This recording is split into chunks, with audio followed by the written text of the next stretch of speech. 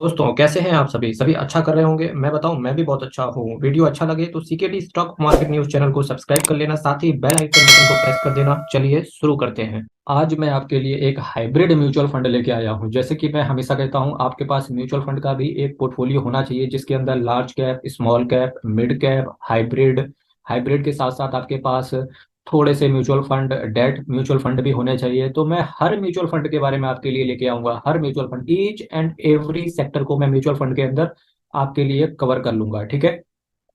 इसके लिए चलिए बात कर लेते हैं आज के म्यूचुअल फंड के बारे में। ये देखिए, इसको 3 स्टार रेटिंग मिली मिली है मल्टी एसेट एलोकेशन के लिए। इसी के साथ साथ आपने ऐड भी देखा देखा होगा, सुन सबकी कर मल्टी। ठीक है। तो अब मैच तो देखते ही होंगे। ठीक है। और इसी के साथ साथ जो फंड मैनेजर है, किसी भी म्यूचुअल फंड में फंड मैनेजर का एक्सपीरियंस बहुत काम करता है, क्योंकि जो म्यूचुअल फंड हाउस होता है वही शेयर्स को मैनेज करता है। ठीक है।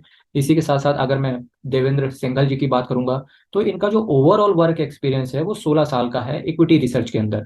और जो जिस मैं म्यूचुअल फंड की बात करने जा रहा हूँ, इससे पहले ये पीएमएस डिवीजन ऑफ कोटक में काम करते थे। रेलिगेयर कार्बी में भी इन्होंने काम किया। इसके साथ साथ इन्होंने पीएन विजय फाइनेंशियल सर्विसेज में भी इन्होंने रिसर्च एनालिस्ट के तौर पे काम किया।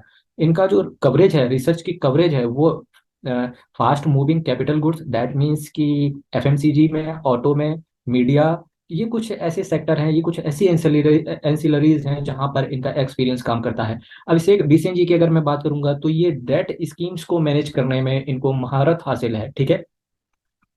तो आप समझ सकते हैं कितना ज्यादा इन्होंने इस जो ये फंड हाउस है, इस फंड हाउस को इन्होंने 2006 के अंदर ज्वाइन किया। आप समझ सकते हैं कितना एक्सपीरियंस्ड, कितना ज्यादा एक्सपीरियंस्ड इनका मैनेजमेंट है। जिस मैनेजमेंट की मैं बात कर रहा हूँ, ये फ्रेंड्स एक चीज और पता होगी, as a CA, as a chartered accountant, है ना, जो भी इस कंपनी के अंदर जाता है वो ऑलमोस्ट टिक ही जाता है, क्योंकि सर्विसेज प्लस एम्प्लॉयज के लिए काम करना बहुत अच्छा, ये काम वर्किंग जो एनवायरनमेंट है बहुत अच्छा है इस कंपनी के अंदर। कोटक मल्टी एसेट, क्योंकि मैं इस चीज से रिलेटेड इस चीज बात करूंगा कि अगर कंपनी के एम्प्लॉयज खुश होंगे तो अल्टीमेटली फंड भी वैल्यू क्रिएट करके इन्वेस्टर्स को दे पाएगा। Kotak multi asset allocation fund of funds dynamic direct growth plan की मैं बात कर रहा हूँ यहाँ पर।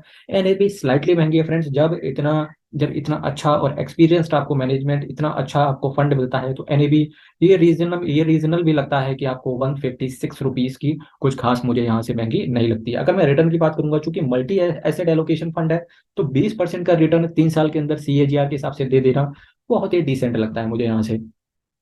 इसी के साथ साथ मैं कंपनी का रिटर्न की बात करूंगा, तो देखिए, रेड नहीं दिखेगा। 3 महीने की बात करूंगा, 4.5% का रिटर्न दिया। 6 महीने की बात करूंगा, 14% का रिटर्न जनरेट करके दिया। 1 साल में 9% का रिटर्न जनरेट करके दिया। 3 साल में 76% का रिटर्न जनरेट करके दिया। 5 साल में बात करेंगे तो 104%। ऑलमोस्ट 5 साल में इसने आपका पैसा डबल कर दिया है। इसी के साथ साथ रिस्क की बात करूंगा, अभी तक मैंने जितने भी म्यूचुअल फंड बताए वहां पर रिस्क वेरी हाई हुआ करता था, पर इस फंड में ऐसा नहीं है। इस फंड में केवल आपका हाई रिस्क रहेगा।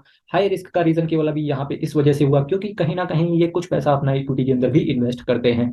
और डेट में सबको पता होगा लो रिस्क रहता है, बिकॉज क्योंकि डेट में कंपनी को प्रॉफिट हो या लॉस हो, डेट के अंदर इन्वेस्टर्स को उन्हें पेमेंट इंटरेस्ट का करना ही होता है, इस वजह से। ठीक है। इसी के साथ साथ इस फंड की स्कीम को मैंने जी बात करेंगे, 687 करोड़ का ये स्कीम एसेट साइज है। एक्सपेंस रेशियो बहुत थोड़ा, पॉइंट पॉइंट 13%, बहुत थोड़ा एक्सपेंस रेशियो। कैश की बात करेंगे तो ये 6.5% के आसपास आपका कैश को होल्ड करके चलते हैं। और ये एक ग्रोथ प्लान है, Nifty 50 hybrid composite debt 50/50 index fund में इन्वेस्ट करते हैं। दैट मीन्स कि थोड़ा सा 50 अमाउंट, जो 50% है वो डेट में इन्वेस्टेड रहता होगा, 50% इनका इक्विटी में इन्वेस्टेड रहता होगा।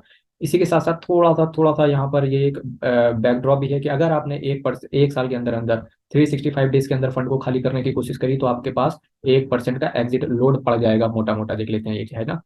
फाइनेंशियल फाइनेंशियल हो गया, consumer staples, automobile, energy, capital goods, और कुछ अदर सेगमेंट है जहां पर ये फंड इन्वेस्टेड रहता है। कुछ अदर सेगमेंट सेक्टर्स हैं। कंपनी से बात करेंगे कि ये कंपनी, ये जो म्यूचुअल फंड हाउस है, किन किन कंपनियों में अपना स्टेक होल्ड करके रखता है। Kotak blue chip fund direct growth के अंदर, Kotak bond fund direct growth के अंदर, Kotak Nifty PSU bank exchange traded fund के अंदर, Kotak Nifty bank ETF IDCW, Kotak infrastructure and economic reform fund direct growth. इसी के साथ साथ कुछ चीजें और इस पे नजर डालते हैं। कोटक गोल्ड ईटीएफ आप देख पा रहे होंगे, Kotak gold ETF, Kotak Nifty MNC ETF growth. देखिए कितना स्टेबल तो रिटर्न आना ही भाई। आई शेयर नेस्डेक 100, भाई नेस्डेक दैट मीन्स की नेस्डेक 100 यूसीआईटी ईटीएफ, दैट मीन्स की अमेरिकन बाजार का जो इंडेक्स होता है, जैसे यहाँ पर निफ्टी 50 होता है, निफ्टी बैंक होता है, उसी तरीके से अमेरिका में डाउ जोन्स और निफ्टी नेस्डेक है। तो जो नेस्डेक है वहाँ के 100 शेयर में, टॉप के 100 शेयर्स में ढूंढ के ये इन्वेस्ट करता है। अदर्स, इसी के साथ साथ others, Kotak liquid plan A direct plan growth, Kotak equity opportunities fund direct growth. इसी के साथ साथ कुछ होल्डिंग्स इस म्यूचुअल फंड में यहाँ पर भी है। गवर्नमेंट ऑफ इंडिया सिक्योरिटीज में बोर्ड के अंदर है ना, रेपो के अंदर government of India, FRB and debentures, और कुछ अदर्स हैं। अदर्स में भी बात कर लेते हैं भाई, कौन कौन से अदर्स में आते हैं इनके। Debentures, HDS, CP, FRD, NCA, CD, convertible debentures, T bills, NCD, non convertible debentures. इसी के साथ साथ additional tier two BO, reverse repo. इसी के साथ साथ नेट पेबल्स में भी ये फंड इन्वेस्टेड रहता है। बहुत बहुत से फंड, बहुत से फंड होता है भाई ये लोग। अगर आप ये फंड आपको पसंद नहीं आता है तो दूसरे भी मैं अल्टरनेट आपके सामने लेके आया हूँ, चलिए चर्चा करते हैं। रेटिंग अच्छी हो, रिटर्न अच्छा दिया हो, तो ये चीजें आप सेम रखिएगा, है ना। ICICI prudential multi asset fund direct growth, इसी के साथ साथ HDFC multi asset fund direct growth, है ना। और कुछ कोटक के बारे में और जानकारी लेते हैं। एसेट अंडर मैनेजमेंट इनका टोटल जो है 687 करोड़ का है। Hybrid multi asset allocation invalidate open, है ना।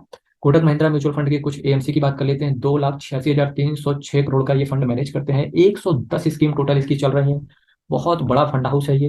तो ये रहा मेरा म्यूचुअल फंड से रिलेटेड एक और नया वीडियो। कुछ नए म्यूचुअल फंड्स के मैंने चर्चा किए, एक आपको एग्जांपल के रूप में पूरा मैंने बताया, इसके साथ साथ 3 उसके अल्टरनेट भी आपको दिए। आपको आपको कुछ और अल्टरनेट समझ में आता है, आप वहां भी जा सकते हैं। अल्टीमेटली मेरा बताने का पर्पस यही है कि आप हाइब्रिडली इन्वेस्ट कीजिए कुछ एसेट, जैसा कि मैं हमेशा कहता हूँ, blue chip, debt fund, large cap, mid cap, small cap, है ना।